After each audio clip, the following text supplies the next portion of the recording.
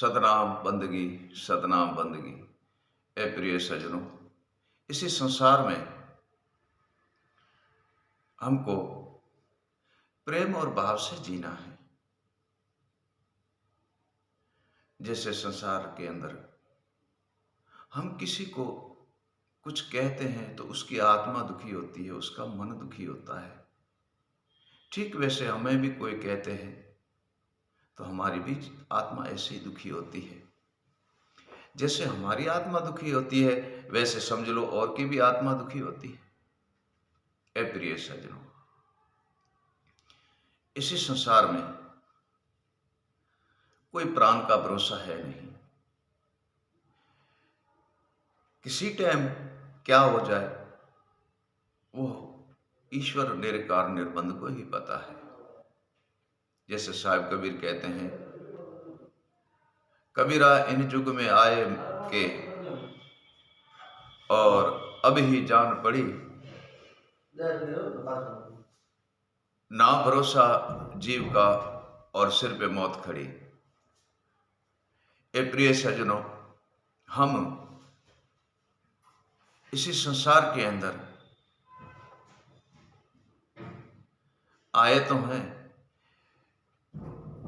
श्लोक का अर्थ यह है कि हमारा हर वस्तु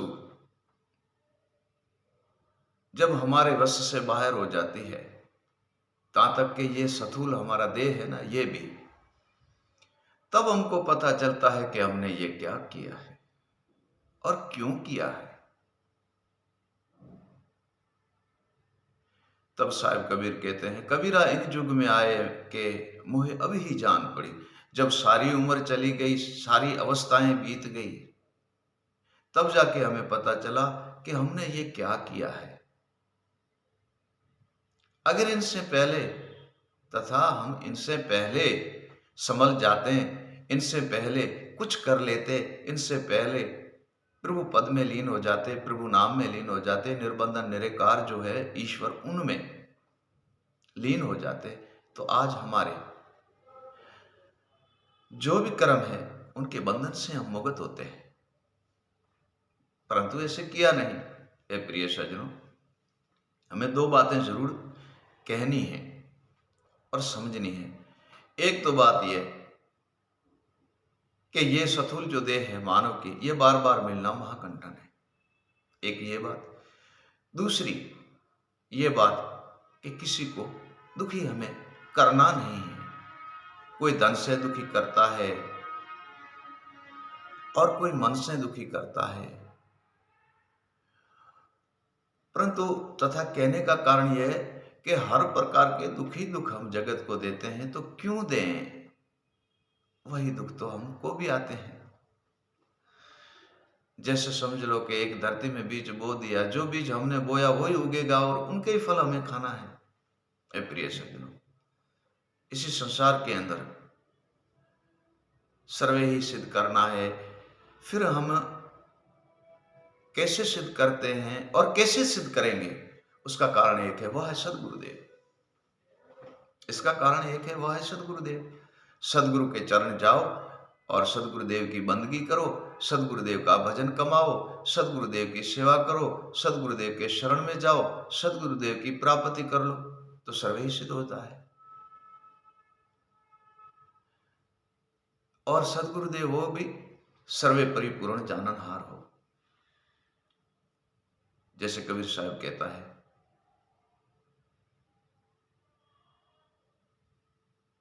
अनुभवी भवे की संत है सो निर्बंधन निरेकारा। अनुभवी भवे की संत है सो निर्बंधन निरेकारा, ऐसे गुरु के चरण जा तो उतरो भव पारा।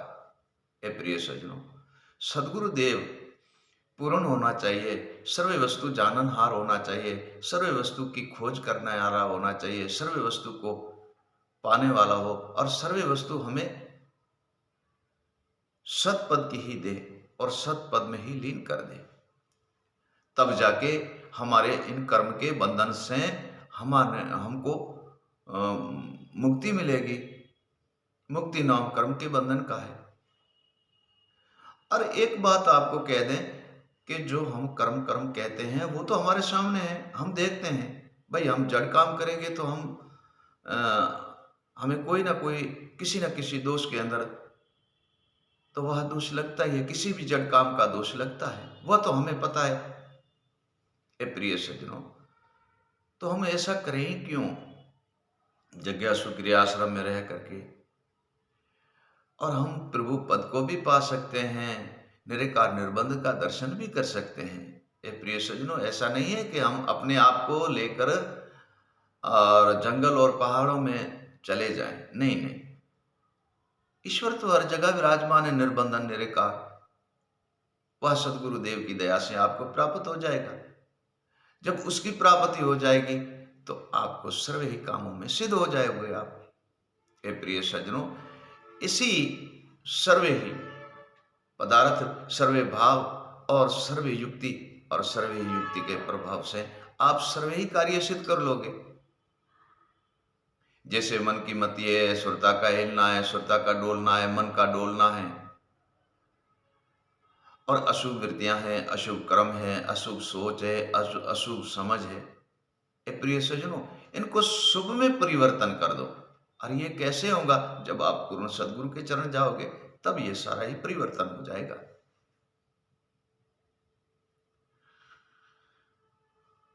ऐसे करने से हमारे मन आत्मा सिद्ध हो जाते हैं, सुरता बुद्धि भी सिद्ध हो जाती है। जब ये सिद्ध होती है तो हमारी सोच भी परिवर्तन हो जाती है, समझ भी परिवर्तन हो जाती है, बुद्धि भी परिवर्तन हो जाती है। तब शुभ ही शुभ सोचने लगते हैं, अशुभ के तो वह मन में विचार ही नहीं ला सकता। हे प्रिय सज्जनों, साहिब कबीर कहता है, साहिब कबीर कहते हैं कि अशुभ वस्तु को छोड़ दो, शुभ वस्तु चितला। अशुभ वस्तु को छोड़ दो, शुभ वस्तु चितला। वही अमृत फल है, और धीरज और ध्यान से खा। ए प्रिय सज्जनों, अमृत जो वस्तु है इसी संसार के अंदर, वो सर्वे सबसे उत्तम वस्तु है। और यह तुम्हारा अधिकार है कि हम गुरु करते हैं तो गुरु से पूछना चाहिए, ए गुरु जी, हम बंधन से मुक्त कैसे होंगे? हमारा जो अशुभ कर्म है वो कैसे मिटेगा? अशुभ वृत्ति और विकार है वह कैसे मिटेगा? वह सदगुरुदेव से पूछना तुम्हारा धर्म है। और सदगुरुदेव के पास वो औषधि है जो आपको देके आपके जो स्थूल के अंदर एक रोग लगता है, ऐसे मन के अंदर एक रोग लगा हुआ है। जैसे साहिब कबीर एक भजन में कहते हैं, राम नाम की अमृत दवाई सदगुरु लाया है भव के माई। ए प्रिय सज्जनों, शब्द ऐसा है सदगुरुदेव का, दुख तो एक रति भर है, लेकिन वो नाम रूपी ऐसी दवाई है, ऐसी दयाई है प्रिय सज्जनों, कि वह तुम्हारी सर्व ही पीड़ा हर लेगा। काम, क्रोध, मद, लोभ, मोह, अहंकार, अपमान, अर्ध, शोक, जितने भी रोग लगे हैं वो सारे ही हर लेगा, सारे ही मिटा देंगे। ए प्रिय सज्जनों, ऐसी औषधि सदगुरुदेव के पास ही मिलती है, और जगह मिलती है नहीं। अपने निज पद वस्तु को जानना है तो भी पूर्ण सदगुरु के चरण जाओ, उनके बिना मिलना तो महाकंठन है। प्रिय सज्जनों, जब सदगुरु देव दया करेगा तब ये वस्तु हमें प्राप्त होगी। जब ये वस्तु प्राप्त होगी तो हमें सर्वे बंधन से हम मुक्त हो जाएंगे। जैसे कोई धन की चिंता करता है, कोई माया की चिंता करता है, कोई जमीन जायदाद की चिंता करता है, ठीक एक रति भर अगर हम अपने सदगुरु देव के चरणों में जा करके और हमारी ये अनमोल आत्मा जो सधूल दिया गया है, इसको जब सदगुरु देव मन को उपदेश करते हैं तो उसी साहेब के दिए हुए शब्द और ज्ञान पर निर्भय रह करके और हम उनके स्मरण करेंगे तो हमारी ये सारी चिंताएं मिट जाएगी। तो हमारी ये सारी चिंता प्रिय सज्जनों मिट जाएगी। ऐसा करने से हमारा सर्व कार्य सिद्ध होता है और हम परम पद में लीन हो जाते हैं। आज हम जिज्ञासु गृह आश्रम की बात करते हैं। ऐसे स्त्री को भी, हमारी माँ बहनें जो है उनको भी करना चाहिए और पुरुष को भी करना चाहिए, पुत्र को और पिता को, सबको करना चाहिए, जिससे हमारे ये जो देह है ना, इसके अंदर हमारे भिन्न भिन्न प्रकार के एक रोग लगे हुए हैं। इन रोगों का उपाय करें। मन के अंदर जो रोग है इनके हम उपाय करें। वह कैसे होगा? वो सदगुरुदेव के चरण द्वारे होगा। वो जब हमें सार सुबद सिद्ध करके देते हैं तब हमारे मन के सर्वे भ्रम और संशय और कल्पनाएं मिट जाती है और हम निजपद वस्तु को जान करके और सदगुरुदेव के शिव रूप में लीन हो जाते हैं और नाम में लीन हो जाते हैं, उनके शब्द में लीन हो जाते हैं, उनके सिमरन में लीन हो जाते हैं। जब उनके सर्वे इसी वस्तुओं में हम लीन हो जाते हैं, ए प्रिय सज्जनों, तब तो हमारे लिए बहु उत्तम, हमें सबसे उत्तम हर वस्तु की प्राप्ति होती है। फिर तो कोई चिंता होती नहीं। क्यों कि कुटुंब भी सिद्ध, परिवार भी सिद्ध, पुत्र भी सिद्ध, स्त्री भी सिद्ध और स्वयं आप भी सिद्ध। जब सर्वे ही सिद्ध होता है तो चिंता किस बात की होती है? फिर तो चिंता है नहीं। ये प्रिय सज्जनों, फिर तो चिंता है नहीं। क्यों कि चिंता वो करता है जिसकी एकता नहीं है। मन सबका भ्रमित होता है और एकता नहीं है, तब चिंता होती है।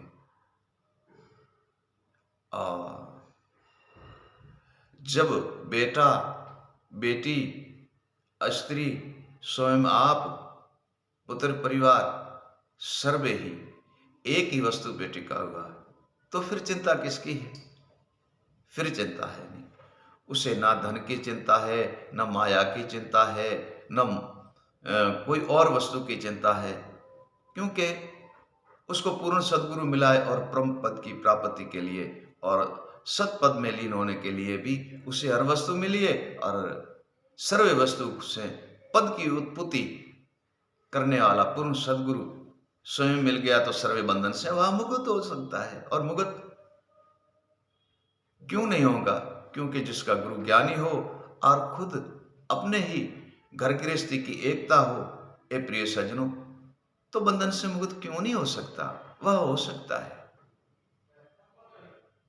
जैसे मान लो कि स्त्री, बेटा, बेटी, भाई, पिता, हमारे घर के ये सर्वे ही एक संदेशी है, सदस्य एक ही घर के हैं हम।